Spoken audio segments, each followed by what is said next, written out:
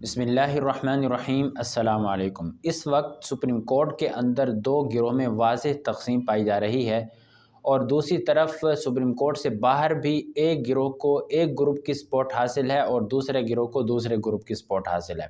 اب مستقبل کا نقشہ کیا ہے؟ اگر ہم اس کا صحیح اور حقائق کی بنیاد پر تجزیہ کریں تو پاکستان کی صورتحال انتہائی خطرناک ہوتی نظر آ رہی ہے۔ ابھی آپ نے دیکھا کہ ایک بینچ بنا 9 کا، پھر وہ ختم ہوا 7 پہ آیا، 7 والا ختم ہوا 5 پہ آیا، پھر 5 والا ختم ہو کے اب 3 رکنی بینچ سپریم کورٹ میں چیف جسٹس صاحب نے بنا دیا۔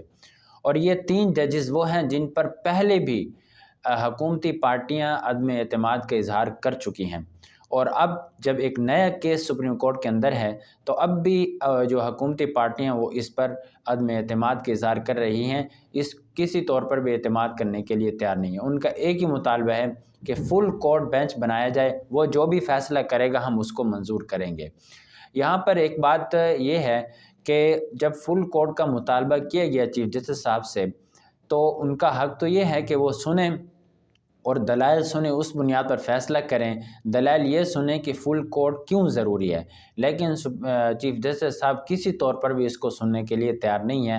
اس سے ہمیں واضح طور پر نظر آ رہا ہے کہ جو ججز ہیں وہ بھی اب پارٹیوں میں تقسیم ہو چکے ہیں، وہ بھی اب ایک سیاسی پارٹیوں کا باقاعدہ ایک ونگ بنتے جا رہے ہیں۔ لیکن یہاں اہم بات یہ ہے کہ کل اتحادی جماعتوں کا ایک اجلاس ہوا، اور اس اجلاس میں مختلف آراء سامنے آئیں۔ جو چیزیں سامنے آئی ہیں وہ میں آپ کے سامنے رکھوں گا۔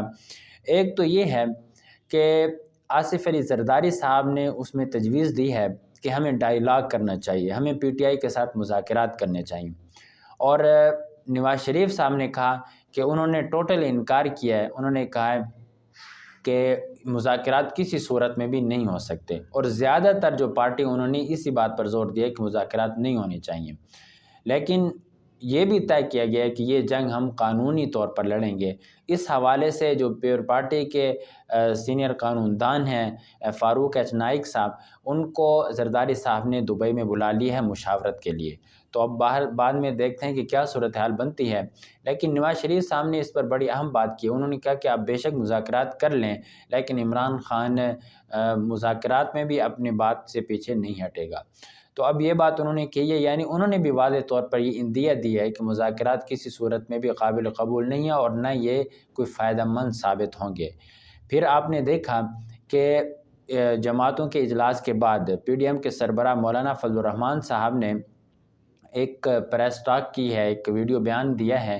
اس میں بھی انہوں نے اپنی جماعت کی طرف سے واضح طور پر اعلان کیا ہے کہ اگر مذاکرات ہوتے ہیں تو جمعیت علماء اسلام کسی صورت میں بھی ان مذاکرات کا حصہ نہیں بنے گی۔ اب ایک طرف چیف جسٹس صاحب کا موڈ یہ لگ رہا ہے کہ وہ الیکشن کروانے کا اعلان کریں گے، اور دوسری طرف حکومت کا یہ موڈ نظر آ رہا ہے کہ وہ کسی صورت میں بھی الیکشن کروانے کے لیے تیار نہیں ہے۔ پھر ہوگا کیا؟ یعنی چیف جسٹس ایک آرڈر کرے گا، حکومت اس آرڈر کو تسلیم نہیں کرے گی، تو پھر نیکسٹ جو ہمیں چیز نظر آ رہی ہے وہ تو یہی ہے کہ جو پھر حکومت کو نااہل کر دیں گے، یعنی پھر ایک نیا بحران سر اٹھائے گا۔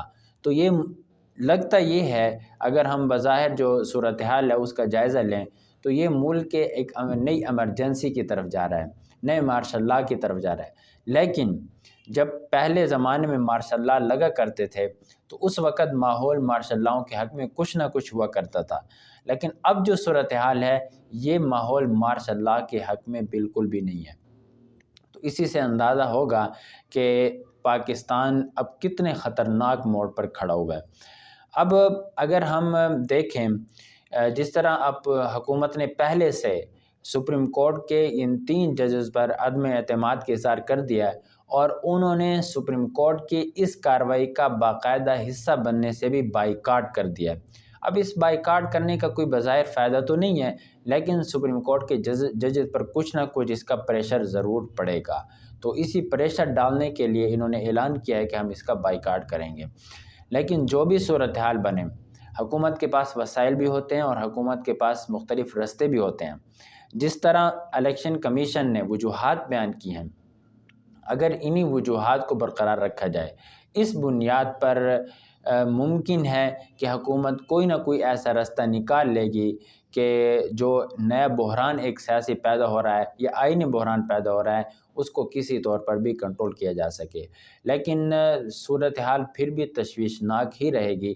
ظاہر ہے کہ جب آپ آج حکومت چیف جسٹس کے ایک فیصلے کو نہیں مانے گی، کل دوسرا چیف جسٹس آئے گا، وہ اگر پی ٹی آئی کے خلاف فیصلہ دیتا ہے تو وہ بھی اس فیصلے کو پھر نہیں مانیں گے۔ تو یہ صورتحال ابھی سب لوگوں کو میرے خیال میں اندازہ ہو رہا ہے کہ جو پروجیکٹ شروع کیا گیا تھا، جو پاکستان کے ساتھ ایک گھناؤنا کھیل 2018 میں شروع کیا گیا تھا، وہ کس نہج تک پہنچ چکا ہے۔ خدا نہ خواستہ صورتحال یہیں پر رہی تو پھر پاکستان کی بقا کا بھی سوال اٹھنے لگے گا۔ تو اللہ تعالیٰ ایسی صورتحال پاکستان پر نہ لائے، اللہ تعالیٰ اس کو ہمیشہ خوشحال رکھے، لیکن ایک باقاعدہ سوچے سمجھے منصوبے کے تحت پاکستان کو یہاں تک پہنچایا گیا ہے۔ اب آگے اجلاس کے بعد جس طرح سپریم کورٹ نے بھی ایک بظاہر اپنا موڈ بنا لیا الیکشن کروانے کا، اور حکومت نے بھی ایک موڈ بنا لیا کہ وہ الیکشن کس صورت میں بھی نہیں کروائیں گے، تو پھر اب دیکھتے ہیں کہ کل اور پرسوں یعنی یہ دو دن بہت اہم ہیں، اگلے آنے والے 48 گھنٹے بہت اہم ہیں، اس میں بہت کچھ ہو سکتا ہے۔ اس وقت کیا صورتحال بنے گی، تب تک کے لیے ہمیں انتظار کرنا ہوگا۔ ہمیں اجازت دیجیے، اللہ حافظ۔